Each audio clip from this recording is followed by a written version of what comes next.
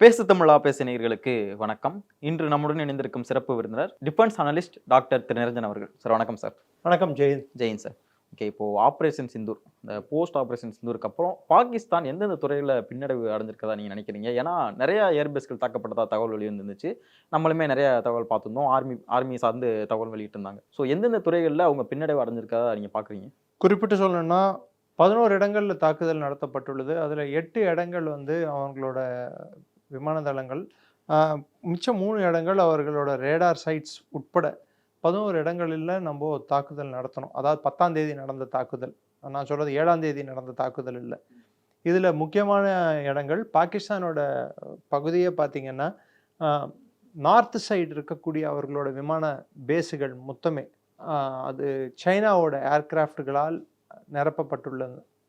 South side மொத்தம் American aircraft அதிகமாக இருக்கக்கூடிய பேஸுகள்.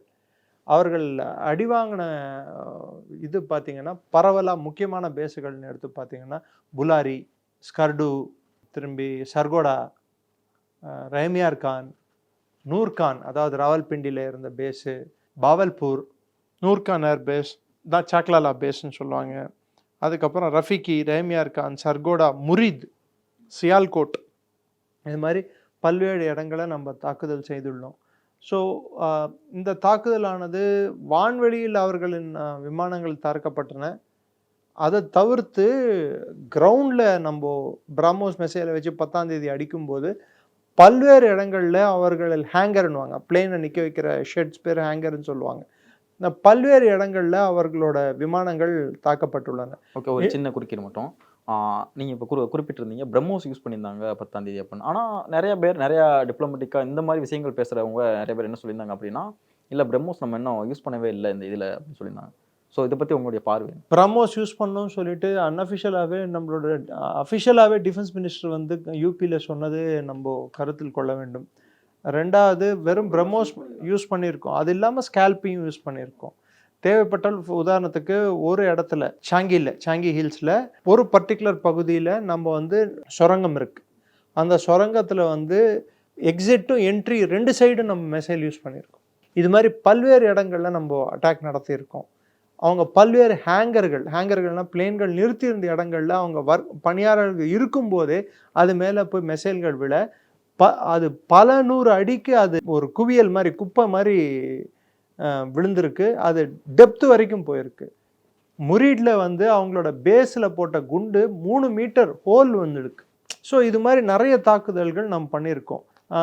இந்த தாக்குதல்கள் எல்லாமே பாகிஸ்தானோட விமானப்படையை அவர்கள் கொடுத்த அறிக்கையின்படி 5 வருடங்கள் பின்தள்ளி உள்ளது. நான் சொல்லலை, பாகிஸ்தானின் சொந்த அறிக்கையே 5 வருடங்கள் பின்தள்ளி உள்ளது.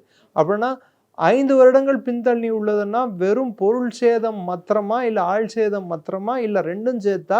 இது ரெண்டும் சேர்த்து 5 வருடங்கள் பின்தள்ளி உள்ளதுன்னு பாகிஸ்தான் பிறப்பால் போய் சொல்லும் குணம் கொண்டவர்கள். அவங்களே 5 வருடம்னா அது கிட்டத்தட்ட 10 வருடம் நம்ம டபுள் பண்ணி கூட வச்சுக்கலாம். பொருள் சேதம் எவ்வளோ நடந்திருக்கு? ஒரு பைலட்டுக்கு ட்ரைனிங் கொடுத்து அவங்கள எக்யூப் பண்ணுறதுன்றது ஒரு விஷயம். ரெண்டாவது, நீங்கள் ஒரு உபகரணம் வாங்குறது ஒரு விஷயம், அதை மெயின்டைன் பண்ணுறது ஒரு விஷயம். உபகரணங்கள் அளிக்கப்பட்டுள்ளன, பைலட்டுகள் உயிரிழந்துள்ளார்கள். இவங்க எல்லாரையும் புதுசாக ட்ரெயின் பண்ணுறதுக்கு அதுக்காக கூடிய செலவு. ஸோ இந்தியா தாக்குதல் பண்ணக்கூடுன்னு சொல்லிட்டு அவங்க வான்வெளியில் அவங்களோட பிளேன்களை பறக்க விட்டதுக்கான செலவு, மெயின்டெனன்ஸ் செலவு, இதெல்லாம் எடுத்து பார்த்தீங்கன்னா பாகிஸ்தானுக்கு இது பெரிய பொருளாதார சேதத்தை கொடுத்துள்ளது. அதே பாகிஸ்தான் இந்தியாவை என்ன சொல்கிறாங்கடான்னா, நாங்கள் பெரிய சேதத்தை இந்தியாவுக்கு உண்டாக்கிட்டோம்னு சொல்லிட்டு. உதாரணத்துக்கு ஆதம்பூர் பேஸில் S-400 மிசைல் பின்னாடி இருந்தது, நீங்கள் பார்த்தீங்களா? ரஃபேல் கூட இருந்தது. S-400 மிசைல் பின்னாடி அதை வச்சு தான் அவர் ஒரு இன்டர்வியூ கொடுத்தாரு. உங்களுக்கு ஞாபகம் இருக்கா? ஒரு ஸ்பீச் கொடுத்துருந்தார். அந்த ஸ்பீச் மூலமாக அவர் தெரிவித்தது என்ன? பாகிஸ்தான் சொல்கிற பொய்யை யாரும் நம்பாதீங்கன்னு இந்திய மக்களுக்கு தெரிவித்தார். அதே பாகிஸ்தான் பிரதமர் போயிட்டு ஒரு ஸ்பீச் கொடுத்தாரு. டேங்க் மேலே ஏறி நின்று பாகிஸ்தான் ஜிந்தாபாத் லபோதிபோன்னு கத்துனாங்க. ஏன் பாகிஸ்தான் பிரதமர் அந்த ஏர்பேஸுக்கு அவர் குறிப்பிட்ட ஏர்பேஸுக்கு ஹெலிகாப்டரோ பிளேன் மூலமாக போக முடியல, ரோடு வழியாக தான் ஏன் போனார்? ஸோ இதுவே ஒரு அறிகுறி இல்லையா? அவர்களோட விமான தளங்கள் டேக் ஆஃப்கோ லேண்டிங்கோ உகந்ததா இல்லை அப்படின்னு சொல்லிட்டு, அது செயல்பாட்டில் இல்லை அப்படின்னு சொல்லிட்டு அறிகுறி இல்லையா? ஓகே, இன்னொரு விஷயம் என்ன அப்படின்னா, நம்மளுடைய அந்த ஆர்மி சீஃப்ஸ் எல்லாருமே ஒரு ப்ரெஸ் மீட் கொடுத்துருந்தாங்க. ஸோ அதிலே கூட குறிப்பிட்டிருந்தாங்க என்னன்னா, டிஜிஎம்ஓஸ் டிஜிஎம்ஓஸ் அந்த மீட்டிங்கில் என்ன சொல்லியிருந்தாங்க அப்படின்னா, இல்லை நம்ம சைட்லேயுமே சேதாரம் இருக்குது, நான் அதை குறிப்பிட விரும்பலை அப்படிங்கிற மாதிரிலாம் ஒரு பதில் சொல்லியிருந்தாங்க. ஸோ அப்படிங்கிறப்போ நம்ம சைட்லேயுமே நிறைய விஷயங்கள் சேதாரங்கள் இருந்திருக்கலாம். அந்த சேதாரங்களானது எந்த அளவுக்கான சேதாரங்கள் என்பதை அரசாங்கம் தெரிவிக்கும் தருணத்தில் தெரிவிக்கும். ஆனால் உலகம் அறிந்தது, ஃபார் எக்ஸாம்பிள் டிம் கூப்பர் அப்படின்னு சொல்லிட்டு வான்வெளி போராட்ட ஸ்பெஷலிஸ்ட், வான்வெளி சண்டை பற்றி வரலாறு ஆய்வாளர் ஆஸ்திரியன், அவர் குறிப்பிட்டதை எடுத்துக்கோங்க. இல்லை John Spencer urban warfare expert, அவர் குறிப்பிட்டதை எடுத்துக்கோங்க. மற்ற பல்வேறு உலக நாடுகளில் பல்வேறு ஸ்பெஷலிஸ்ட்டுகள் சொன்னது என்னடான்னா, இந்தியாவுக்கு இழப்புகள் பெரிதாக இல்லை. இழப்புகள் என்பதே நாங்கள் குறிப்பிட்டு சொல்லும் வகையில் எதுவும் இல்லை. ஆமாம், சியால்கோட்டில் அவர்கள் மக்கள் வசிக்கும் பகுதிகளை பார்த்து அவங்க தாக்குதல் பண்ணது அதெல்லாம் உண்டு. அதுக்கு பதில் தாக்குதலில் பாகிஸ்தானோட பங்கர்களை நிலைக்குலைய வச்சோம், அதை முற்றிலும் அழிச்சிட்டோம். அவர்களுக்கு கிட்டத்தட்ட குறைந்தபட்சம் உயிர் சேதமே 1000 கூட தாண்டலாம் பாகிஸ்தானுக்கு. ஆமாம், நம்ம 19-20 பேரை இழந்திருக்கோம். நம்ம அதில் 5 பேர் பிஎஸ்எஃப் பாதுகாப்பு படையினை சேர்ந்தவர்கள். மற்றவர்கள் அப்பாவி மக்கள். குறிப்பிட்டு சொல்லணும்னா அங்கே காஷ்மீரில் அவர்கள் நடத்தின தாக்குதல் இருக்குது பார்த்தீங்களா, அந்த தாக்குதலில். ஸோ அதை தவிர்த்து நான் சொல்கிறது பெஹல்காம் அட்டாக் இல்லை, அதுக்கப்புறம் அவங்க ஆர்ட்லரி ஷெல்லிங்கில். அதுக்கப்புறம் பார்த்திங்கன்னா பெரிதளவான தாக்குதல்கள் பாகிஸ்தான் ஈடுபடுவதற்கு பயந்தார்கள். அவங்க பைரக்டர் ட்ரோன்ஸை யூஸ் பண்ணாங்க. அந்த ட்ரோன்ஸ் ஆனது டர்க்கிஷ் சீப் ட்ரோன்ஸ் யூஸ் பண்ணாங்க. நிறைய ட்ரோன்ஸ் நம்ம தகர்த்தோம். பெருசாக அந்த ட்ரோன்கள் வேலை செய்யவில்லை. ஆனால் நாம் பாகிஸ்தானுக்கு ஏற்பட்ட சேதங்கள் லிஸ்ட் நமக்கு வந்த வண்ணம் உள்ளன. உங்களுக்கு அவங்க தோராயமாக அவங்களுக்கு ஆன சேதங்கள் இழப்பீடு என்பது $3 பில்லியன் முதல் $5 பில்லியன் என்பது கணக்கிடப்பட்டுள்ளது. இதே அந்த நான் சொன்ன டிம் கூப்பர் என்பவர் அவர் சொல்லக்கூடிய கணக்கீடு என்பது கிட்டத்தட்ட $7 பில்லியன் வரை அவர் கணக்கு சொல்கிறார். So it is somewhere in between அந்த 3லேருந்து $7 பில்லியன் அந்த கணக்கு இருக்குது அப்படின்னு சொல்கிறது. அதுக்கு நான் கொடுக்கக்கூடிய தரவுகள் உங்களுக்கு ஓரளவுக்கு அதை ஊர்ஜிதப்படுத்தும் வண்ணம் இருக்கும். இதை உங்களுக்கு நான் இதுவாக கூட அனுப்புகிறேன். அதாவது அவங்களே confirmed through verifiable electronic intelligence. Electronic இன்டெலிஜென்ஸ்னா எலக்ட்ரானிக் வார்ஃபேரில் இன்டெலிஜென்ஸ் கலெக்ட் பண்ணுவாங்க. அதாவது எதை தார்த்தாங்கன்னு சொல்லிட்டு ரேடார் மூலம், மற்ற இது மூலம், உபகரணங்கள் மூலம், சேட்டலைட் இமேஜஸ் மூலம், மற்ற டேட்டாக்கள் மூலம் கன்ஃபார்ம்டாக நம்ம அளிக்கப்பட்டது எவ்வளோன்னு பார்த்தீங்கன்னா F-16 Block 52D ஏர்கிராஃப்டுகள். இது புலாரியில் அளிக்கப்பட்டது. F-16 அப்படின்னு குறிப்பிடுறது அமெரிக்க விமானம். இது புலாரி அப்படின்னு சொல்லக்கூடிய விமான தளத்தில் பேஸில் அளிக்கப்பட்டது. ஹேங்கரில் இருக்கும்போது நான் சொன்ன ஹேங்கரே விழுந்துருச்சு. உள்ளே கிட்டத்தட்ட 50 பேர் வேலை பார்த்துட்டு இருந்தாங்க. அதுக்கு மேலேயே சேதாரம் ஏற்பட்டிருக்குன்னு சொல்லிட்டு அதில் 4 விமானங்கள் இழக்கப்பட்டுள்ளன. ஒரு விமானத்தின் விலை கிட்டத்தட்ட $88 மில்லியன். 4 விமானங்களின் விலை கிட்டத்தட்ட $350 மில்லியன் தாண்டும். So next SAB 200 electronic warfare equipment, அதோட விலை மதிப்பானது ஒரு யூனிட் இழக்கப்பட்டுள்ளது $93 மில்லியன். இது எதுலேருந்து வந்திருக்குடான்னா QA.org அப்படின்னு சொல்லிட்டு வெப்சைட்லேருந்து நம்மளுக்கு கிடச்சிருக்கு. அடுத்து IL-78 ரீஃபியூவலிங் டேங்கர் விமானம். இந்த வெப்சைட் அப்படிங்கிறது எங்கேருந்து நம்மளுக்கு இந்த ப்ரூஃப் எடுத்திருக்கோம்னு சொல்லிட்டு IL-78 ரீஃபியூவலிங் டேங்கர் 1 இழந்திருக்காங்க அவங்க. வான்வெளியில் பிளேனுக்கு ரீஃபியூவல் பண்ணுறதுக்கு. அது பெட்ரோல் தாங்கி செல்லும் விமானம். அது ரீஃபியூல் மிட்-ஏர்லேயே ரீஃபியூல் பண்ணும். அதோட இழப்பு என்பது $35 மில்லியன். இது இல்லாமல் CM-400 AKG மிசைல்ஸ் 2 அவங்க இழந்திருக்காங்க. இந்தியா மேலே தாக்குதல் பண்ணி அது இந்தியா தகர்த்திருக்கு. ஒரு மிசைலின் விலை $1.6 மில்லியன். அப்போ $3.2 மில்லியன். ஷாஹீன் கிளாஸ் மிசைல் 2, ஒரு மிசைலான விலை $4 மில்லியன், 2 விலை $8 மில்லியன். இது இல்லாமல் பைரக்டர் TB2 யூசிஏவி ட்ரோன்ஸ் 6, ஒன்றின் விலை $6 மில்லியன், மொத்தம் 6இன் விலை $36 மில்லியன். இதை கொடுத்துருக்கிறது ஃப்ரான்ஸ் 24 என்ற சேனல். ஸோ ஏர் லாஸஸ், அதாவது இந்த மொத்த லாஸ் எல்லாம் சேர்த்து பார்த்தா $524.72 மில்லியன். இது இல்லாமல் செகண்ட் இது செக்ஷன் பி அப்படின்னு சொல்லிட்டு போவோம். நம்ம செக்ஷன் டியில் வந்து நம்ம பார்த்தோம்னா C-130 ஹெர்குலஸ், அது வந்து $40 மில்லியன் அதை இழந்திருக்காங்க. HQ-9 SAM battery 1 $200 million. Mobile command centres 2, ஒன்று $5 மில்லியன், 2 இழந்திருக்காங்க. Total $10 million. இதெல்லாமே நேட்டோ கொடுத்த சிஸ்டம், அதாவது நேட்டோ நாடுகள் கொடுத்தது. ஆமாம். இதோட மொத்த இழப்பீடு இது இல்லாமல் F-16 52D ஃபைட்டர் ஜெட்ஸ் அதையும் இழந்திருக்காங்க, இன்னொரு 4. ஸோ டோட்டலாக கிட்டத்தட்ட 8 இழந்திருக்காங்க பாகிஸ்தான். ஸோ இதன் விலையானது ஏர் அண்ட் கிரவுண்ட் ரெண்டுத்தையும் சேர்த்து $1.12 billion. B operational readiness expenditure, அவங்க வந்து ரெடியாக இருக்கிறதுக்கு அதுக்கு மெயின்டைன் பண்ணுறதுக்கு அவங்க இந்த சண்டைக்காக அவங்க செலவழித்தது பார்த்திங்கன்னா, அந்த பறந்தது வான்வெளியில் பறந்ததுக்கான செலவு கிட்டத்தட்ட ஒரு நாளைக்கு $25 மில்லியன், $75 மில்லியன் செலவாயிருக்கு. பிளேன் F-16 பிளேன்கள், JF-17 பிளேன்கள், ட்ரோன்ஸ் எல்லாத்துக்கும் சேர்த்து பண்ண செலவு. Drone and missile operation fixed $450 million, including ரேடு, பைரக்டார், ஹதாஃப் அப்படின்ற சொல்லக்கூடிய ட்ரோன்களுக்கான அவர்கள் செய்த செலவு.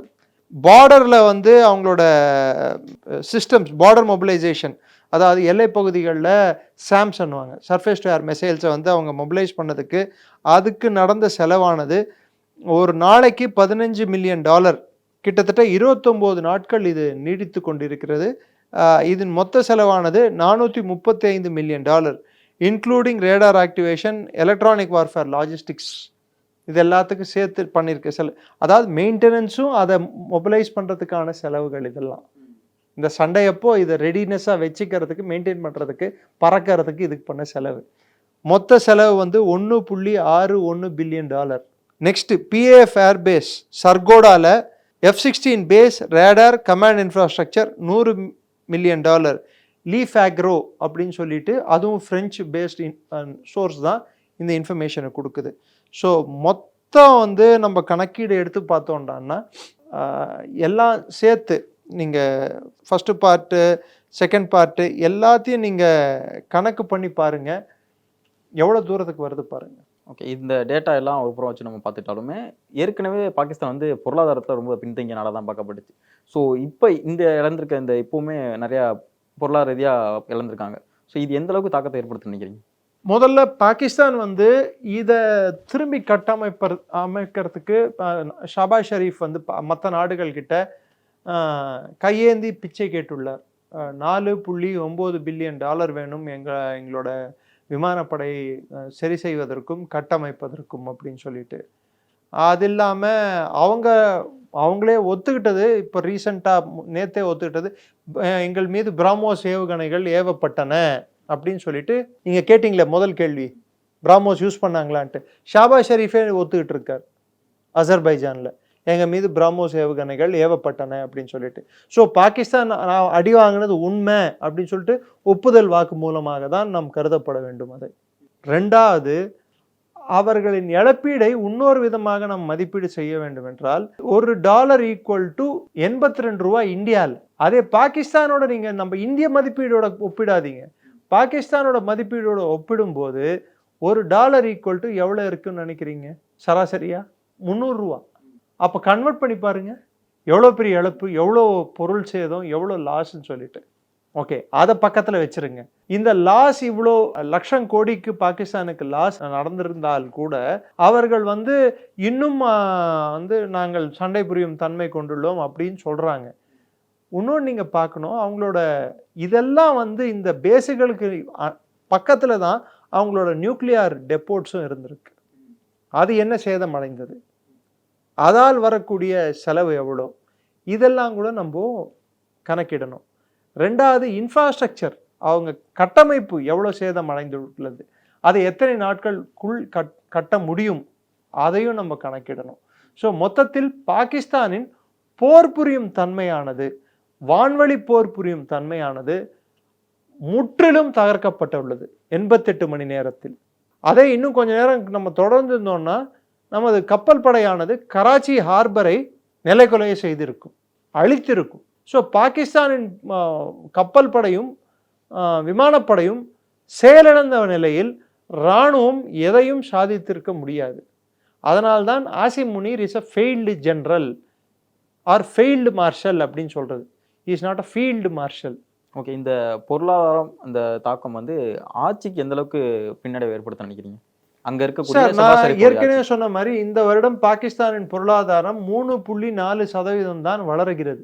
அதுவும் இண்டஸ் நதி ஒழுங்கா வந்து அவர்களுக்கு பயிர் செய்து அவர்களுக்கு தேவையானதை கிடைத்தால் 3.4% வளர்ச்சி விகிதம். இந்த லாஸ் எல்லாம் வந்தது பிற்பாடு அவர்களுக்கு இந்த லாஸை ஈடு கட்டுறதுக்கும் வாங்கின கடனை கட்டுறதுக்கும் இப்போ இண்டஸ் நதி நீரானது நிறுத்தப்பட்டால், தேவையானப்போ நம்ம அவங்களுக்கு தேவையானப்போ விடாம தேவையற்றப்போ விடுறது, நம்ம எப்போ நினைக்கிறோமோ அப்போ தண்ணியை விட்டுட்டு இருந்தோம்னா அது எந்த பலனையும் பாகிஸ்தானுக்கு அளிக்க போவதில்லை.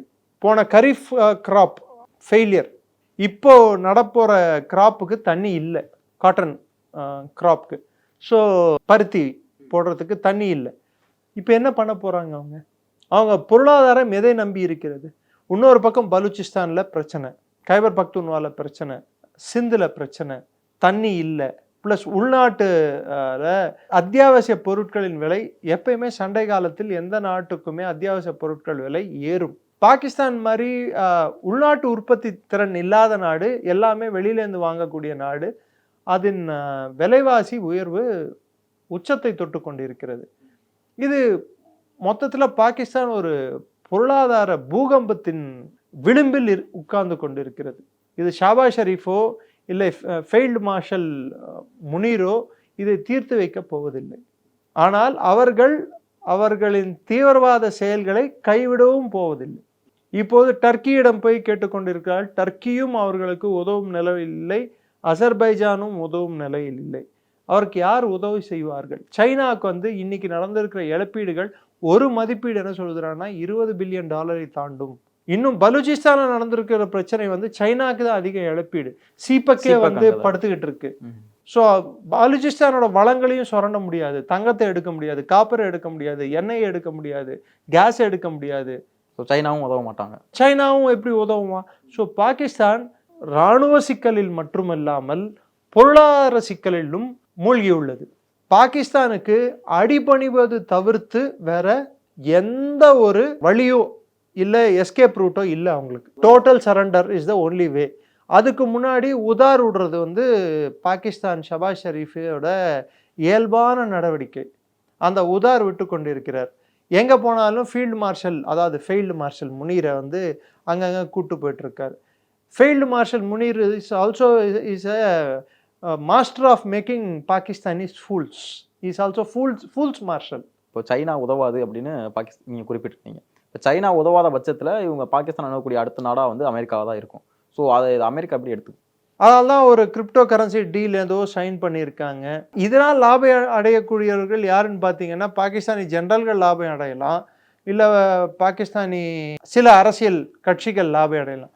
பொதுமக்கள் இன்னைக்கு 1 லிட்டர் தண்ணி 100 ரூபாய்க்கு மேலே போகுது. சில இடங்கள்ல கை கழுவுறதுக்கு தண்ணி இல்லை. கராச்சியில் தண்ணி என்பது அத்தியாவசியம். சாப்பாடு இல்லை, தட்டுப்பாடு எல்லாத்துக்குமே வந்துட்டு இருக்கு. எண்ணெய் வாங்கணும்னா 1 லிட்டர் பெட்ரோல் கிட்டத்தட்ட 270 ரூபா 280 ரூபா போயிட்டு இருக்கு. $1 பில்லியன் வேர்ல்டு வங்கி, உலக வங்கி கடன் கொடுப்பதற்கு 1008 நிபந்தனைகள் அவங்க மேலே விதித்துள்ளார்கள். இத்தனை நிபந்தனைகள் இடையே பாகிஸ்தான் பொருளாதாரத்தை எப்படி வளர்க்க முடியும்? ஒன்று, இந்தியா கூட சண்டை போடாமல் இருக்கணும். இந்தியா $4 ட்ரில்லியன் எக்கானமி ஆன பிற்பாடு நமது குறிக்கோளானது என்னவா இருக்கும் என்று நான் நினைத்து பார்க்கிறேன் என்றால், அட்லீஸ்ட் நம்மளோட ஃபாரெக்ஸ் ரிசர்வ், அதாவது அந்நிய செலவாணிக்கான தேவை $1 ட்ரில்லியன் நம்மளுக்கு கையிருப்பு இருக்க வேண்டும் என்பது இந்தியாவின் சிந்தனையாக இருக்கும். அது தங்கத்தின் வடிவிலோ இல்லை டாலரின் வடிவிலோ இல்லை யூரோயின் வடிவிலோ எந்த வடிவிலையோ ஒரு வடிவில் இருக்கும். பட் பாகிஸ்தானுக்கு வந்து எவ்வளோ கையில் இருக்குடான்னா, அவங்கக்கிட்ட 7 இல்லை 9 பில்லியன் டாலர் இருக்கும். அதில் 5 இல்லை 6 பில்லியன் டாலர் அவங்களால செலவழிக்க முடியாது, கூடாது. அது வெறும் ஷூரிட்டி காசு மாதிரி, மினிமம் பேலன்ஸ் மாதிரி. ஸோ அவர்களுக்கு வந்து அடுத்த மாதம் எப்படி, ஸோ கடனுக்கு கடன், கடனுக்கு கடன், கடனுக்கு கடன் இப்படி வாங்கி கொண்டு தான் அவங்க செய்து கொண்டு இருக்க வேண்டும். இந்நிலையில் அவர்கள் பூச்சாண்டி காட்டி கொண்டிருந்தாங்கல்ல, பார்த்தீங்களா, எங்களுக்கு இந்த பலம் இருக்கு, அந்த பலம் இருக்கு. அவர்களின் மொத்த பலத்தையும் தகர்த்ததை விட அவர்களுக்கு யாரெல்லாம் உதவினாங்களோ அவங்க பலத்தையும் தகர்த்திருக்கும். இதால சைனா பொருளாதாரமும் பின்னடைவை சந்திக்கும், சைனாவோட பொருட்களும் பின்னடைவை சந்திருக்கும். சைனாவோட மிகப்பெரிய சந்தை அது, அவங்களோட போர்க்கருவிகளின் சந்தை அது சைனா, பாகிஸ்தானுக்கு அடுத்தபடி. 80% பாகிஸ்தானுக்கு வரக்கூடிய உபகரணங்கள் சைனா கிட்ட இருந்து, போர்க்கருவிகள் சைனா கிட்ட இருந்து வாங்குறாங்க. 5%, 4% கிட்ட, 4.5% கிட்ட ஹாலாண்டு கிட்ட இருந்து வாங்குறாங்க. 5% கிட்ட, 4% கிட்ட டர்க்கி கிட்ட இருந்து வாங்குறாங்க. ஸோ இவங்க இப்படிப்பட்ட நாடுகள் கிட்ட வாங்கும்போது சைனாவோட 80% உபகரணங்கள்ல இன்னைக்கு சைனா உபகரணங்களுக்கு வேல்யூ இல்லைன்னு ஆயிடுச்சு. ஸோ சைனாவே நினைச்சா கூட நாளைக்கு பாகிஸ்தான் தைரியமாக கொடுப்பானா வெப்பனை? மேபி டெஸ்ட் பண்ணுறதுக்கு நான் J-35 கொடுக்குறேன், அது கொடுக்குறேன், சரி நீ கொடு, J-35 பிளேன் கூட கொடு. ஆனால் அந்த J-35 பறக்கிறதுக்கு விமான தளம் இருக்கணும்ல. ரேமியார் கானில் 8 மீட்டருக்கு பள்ளம் இருக்குது. 1 மீட்டர்னா 2 அடி கிட்ட வரும், 1 மீட்டர்னா 2 அடி வரும், 8 மீட்டர்னா எவ்வளோ பெரிய பள்ளம். அந்த பள்ளத்தை சரி செய்யணும். சில இடங்கள்ல அவங்களால திருப்பி கட்ட முடியாத சூழ்நிலை ஏற்பட்டிருக்கு, சில இடங்களில் கதிர்வீச்சு வந்திருக்கு. ஸோ பாகிஸ்தானோட நிலைமை கவலைக்கிடமாக உள்ளது. இந்த லட்சணத்தில் அசர்பைஜானுக்கு போகிறதும், டர்க்கிக்கு போகிறதும், ஃபீல்ட் மார்ஷல்னு போஸ்டிங் கொடுக்கறதும், இது அவங்க மக்களை ஏமாற்றும் வண்ணம் அவர்கள் சில செயல்களில் ஈடுபட்டு கொண்டிருக்கிறார்கள். அவங்க நாட்டு மக்களை முட்டாளாக்கிறதுக்கு அவங்க அரசியல்வாதிகளும் இராணுவம் முயற்சித்து கொண்டு இருக்கிற தவிர்த்து உலகத்துக்கு அறிந்த உண்மைகள் பல. பாகிஸ்தான் அடுத்த 5 ஆண்டுகளுக்கு இன்னொரு முயற்சியை எடுக்காதென்று நாம் நம்பலாம். ஆனால் அவர்கள் எடுப்பார்களா என்ன கேள்வி கேட்டால் டெஃபினட்டாக எடுப்பாங்க. முடிஞ்சால் பாகிஸ்தான்லேருந்து ஊடுருவாமல் பங்களாதேஷில் இருந்தோ இல்லை நேபாளில் இருந்தோ யாராவது தீவிரவாதிகளை உள்ளே அனுப்புவாங்க. இதுவரை எங்களோட இணைந்து தங்கள் கருத்துக்களை பயந்துக்கிறோம். நன்றி. ஜெயின், நன்றி.